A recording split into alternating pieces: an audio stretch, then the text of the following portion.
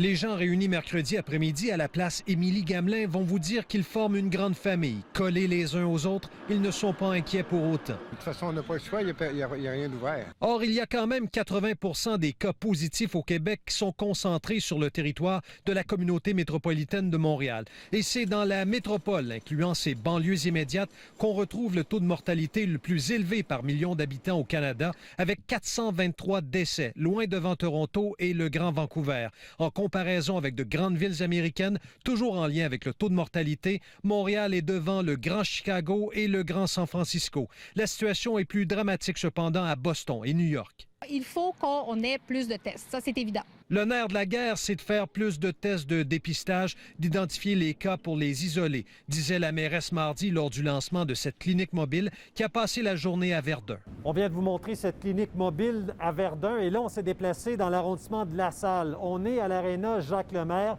vous le savez, qui a été transformé en hôpital mobile pour traiter les patients les plus atteints de l'ouest de l'île de Montréal. L'objectif est de réaliser au Québec 14 000 tests par jour. Ça tourne en ce moment autour de 5 000 tests. L'hôpital Hôtel-Dieu a aussi repris du service. Plus de 70 patients positifs y sont présentement traités. Et l'hôtel Place du Puy du centre-ville, 130 patients. Leur nombre a presque triplé en 2 semaines. Beaucoup de pression sur le réseau montréalais. La ministre de la Santé en est consciente. On a ajouté Trois-Rivières dernièrement. On a transféré des patients là-bas pour diminuer la pression.